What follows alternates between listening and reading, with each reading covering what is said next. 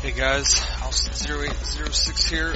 Just want to kind of go over this Unhallowed Essence Lightning build. First of all, I want to give a big shout out to Philosophios. If you guys don't know who he is, he's on Twitch.tv, Demon Hunter streamer. Found this build on the PTR, so I don't want to try to take any credit from him at all. He actually found it, and I obviously replicated it, and it's a really, really strong groups and solo pushing build. I've yet to myself I've tried it, but have yet to clear anything over probably about a 50, I would say. I can't remember exactly, but I've tried quite a few 51s, 52s with it, and still yet to get the right rift with it. But no, it's absolutely capable of pushing that high level easily and beyond. Right now on the leaderboards for Demon Hunter, we're at 55, I believe, pushed by this build. Now, I also want to give a shout out to It's Emerge. You guys can, I'll put both these guys, Philosophios and It's Emerge, YouTubes and possibly Twitch channels in the description below. Came up with this. He actually came up with this like around the 1st of April, and people are just starting to catch on to it now. Using the Chakram Shuriken with the Taeguk. It's similar to using Sweeping Wind to stack your Taeguk, except obviously we're a Demon Hunter, we don't have Sweeping Wind, so we have Chakram Shuriken Cloud. Before I go into all this, the stacking trick and everything, we're going to go over the skills and gear first. Alright, so for the skills, Elemental Arrow, Ball, Lightning, this is your main source of damage, along with the quiver we're going to show off. This has a very, very high tick frequency and does a lot of damage if you're able to just spam it, depending on your group composition or mob types and solos. Preparation and Invigoration gives you the increase of maximum discipline by 15. This is going to add to the damage of the set, which I will go over in a little while. Sentry Polar Station, this just has a lot of synergy with some of the gems and skills we're using, alongside of keeping mobs slowed to keep them away from you. Lingering Smokescreen, Lingering Fog, I just feel like this is the best defensive skill for solo pushing. This is a solo spec, and I'll probably switch some skills around to show you guys the group spec as well. But this is solo spec, so you definitely need a Smokescreen, Lingering Fog. Now, multi-shot suppression fire. This is something that not everybody's using. Most people are using the lightning rune for this, fire at will, which is fine. I mean, you can use either one. I prefer this. It's just an added bonus to keep things away from you. Kind of this similar to what Sentry is doing, slowing everything. If anything does get close to you, you can, if you're firing these anyway to proc your focus and restraint rings. So this will knock stuff. The first 2 enemies hit, it'll knock them away from you, keeping them off of you. Which is also has synergy with your Zay Stone of Vengeance, keeping monsters at a distance, so you get more damage against them. Chakram Shuriken Cloud, this isn't really for damage, this is just going to be for stacking our Taeguk gem. Like I said, I'll go over that. Call of the Week has very, very strong synergies with the Polar Station and Bane of the Trap gems, so this is probably one of the best passives for this set. Single out, when you get to the Guardian, this is huge. Most of the Guardians in this game are without ads, so having 25% crit chance against them is huge. Most of the time, most of the ads that the Guardians do spawn die pretty quickly anyway, and they take a little while to spawn more ads, except for like Saxtress. She keeps on spawning them. She's about the only boss that this isn't at least somewhat useful against. And it's still somewhat useful, but just less useful against Saxtress than other bosses. Steady aim, you can keep with multi-shot and Sentry, Polar Station, keeping things away from you is not that hard to do. So steady aim is a really nice passive to have, getting the 20% damage buff. And awareness, just your cheat death proc. You can play pretty aggressive when this is up. Once it gets procced, then you can play a little more cautious for a little while, just for the 60 seconds until it comes back up, and then you can play a little more aggressive again. Alright, so let's go over the gear. Full six pieces of the Unhallowed gear. We have a lightning neck, and I'll detail these a little bit more, but strong arm bracers, meticulous bolts, Crider shot, focus and restraint, and witching hour. Now it's pretty key to have elemental arrow on your boots and your helmet. Alright, so these are the rolls you want. Not necessarily these numbers. You obviously 15 elemental and 6 crit is going to be better. And then same with the boots. You want instead of movement speed, you'd probably rather have all res there. Just because the set bonus does offer you a 20% damage reduction, so you can sometimes survive some of these one shots as long as you have enough resistances, vitality in spots, and the 20% damage reduction. You should be good. You should sometimes survive like an arrow, and on top of that, the neck we're using is a Eye of Eldritch, so we get a reduced damage from range attacks by 30%, 30.9% that is.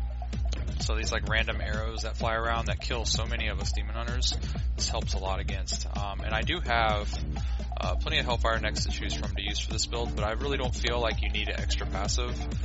The only extra passive you could possibly use would probably be, there's two. There's Ambush and Archery. I just don't feel like they add up to the 19 or the 20% lightning we have here, and the reduced damage. Now, once you get to a certain point in Greater Rifts, like if you're doing like 52, 53, something like that, then yes, Hellfire is probably going to get better, because you're going to get, once you start getting one shot anyway through this, then you want to go to a Hellfire Amulet. Now, that being said, you want to make sure you have a Hellfire Amulet that has the stats like this. You don't want to bring like a Dexterity, crit chance, and a crit damage one. The lightning damage on your neck is very, very important for this build. You're not stacking much elemental, because you're losing Stone of Jordan because of these, so you want to get as much lightning damage as you can, and you're only going to get it in the two spots really, which is your bracers and your neck. So absolutely imperative that you have lightning damage on your neck, along with crit chance, crit damage in your socket. Shoulders, you want to find spots to put area damage, and the couple of spots that I found are, there's actually 3 spots that I would say it's pretty nice to have it on, and that's going to be your shoulders, gloves, and your quiver. But obviously I don't have it on this quiver, but I think you'd want area damage here versus resource cost reduction. Area damage, cooldown just for lingering fog, just to try to have it up if you need it. You want a little bit of cooldown to try to help you cast it when you need it. But you don't absolutely need cooldown. You can go with something better. You can go with like vitality here, and then area damage is fine as well. Crit chance, crit damage, area damage is pretty big. Area damage is nice. It's very, very nice on this build. Definitely recommend checking it out. The belt, standard belt, attack speed 7 is pretty nice, and 50 crit damage. And I think the having the extra attack speed is huge. Just getting off as many ball lightnings as you can, as quick as you can, adds a ton of damage. The quiver, like I was saying, instead of resource cost reduction here, I think you'd rather have area damage. You want to get up to like 100% area damage would probably be pretty ideal. Having a ton of it is very, very nice. Crider shot, this makes the build. This build, this set of skills right here will not work without Crider shot. You absolutely have to have this weapon. Reason being is, if you look at the 6 set bonus of the Unhallowed gear, it says your generators and multi-shot deal 15% increased damage for every point of discipline you have. So that's why we chose the invigoration, or preparation invigoration, because it permanently increases our maximum discipline. So you have 15 times 15, gives you that much more damage. Now your weapon can also have discipline in the secondary, which we would love here, but obviously we don't have it. So be on the lookout for weapons with discipline in the secondary if you plan to use the Unhallowed gear.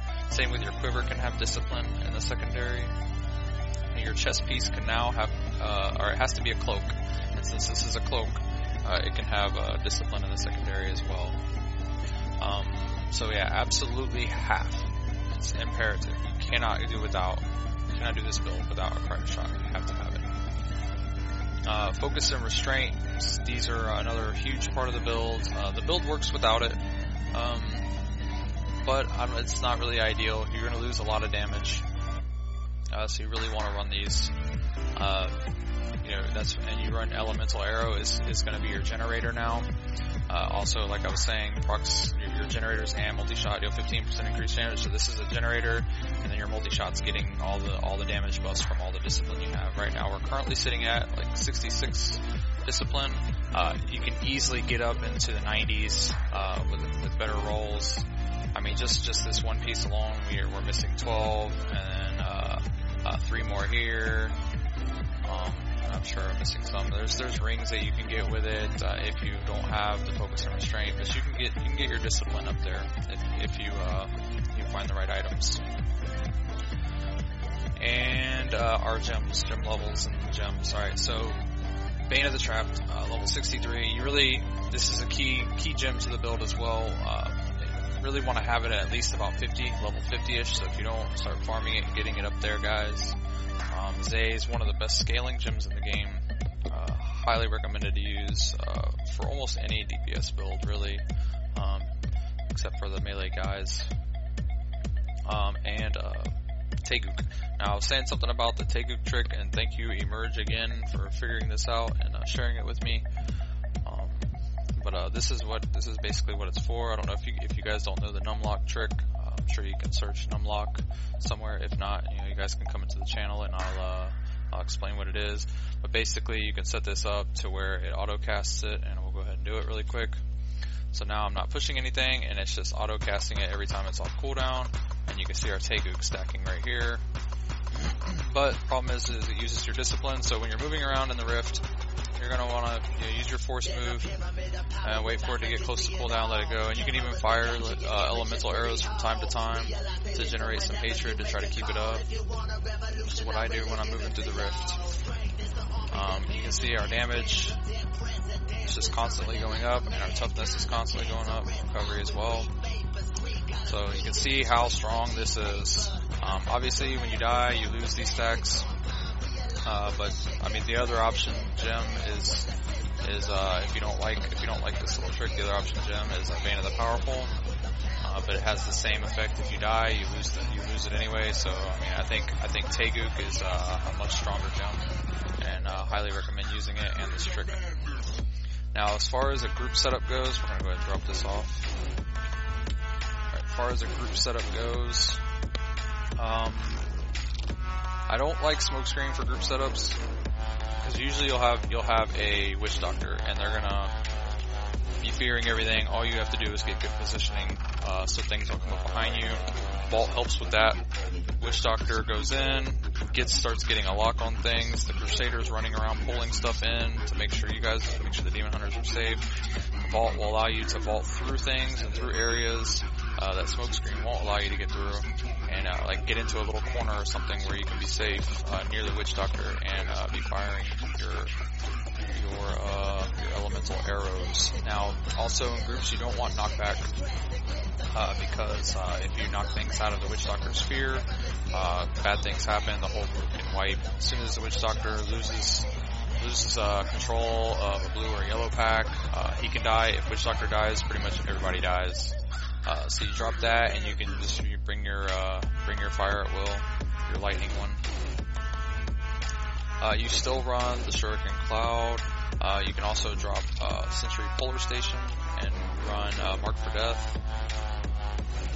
Contagion. If there's 2 demon hunters in the group, then both of you want to run Grim Reaper, and you want to make sure you mark different targets whenever you guys come up to a pack or something, or you come up to a dense area. You make sure you mark different targets, and you'll get the full benefit of both marks. A good way of doing this is you guys decide beforehand to I'll mark the left, you mark the right kind of thing. And as soon as you guys come up to a pack, then you already know what to do. You mark on the left, and your buddy's going to mark something on the right.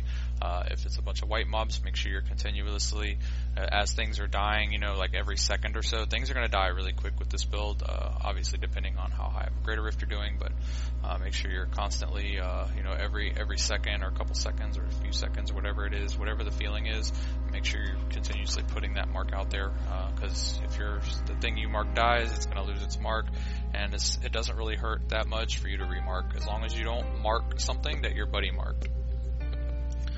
Once everything starts dying and you're down to a couple mobs, it's pretty easy to tell if something's marked or not, and then you can decide to mark or not from there. I think that is it, guys. I think this is it, which you guys would like. I hope you guys like this video. If you don't mind, hit that subscribe button. Also, you can follow me, twitch.tv/Houston0806. It'll also be in the description. And again, a big thanks to Philosophios and Itsy Merge for the shuriken trick and the actual wall lightning builds. And I appreciate you guys for checking this out. Hope it helps, and love you all.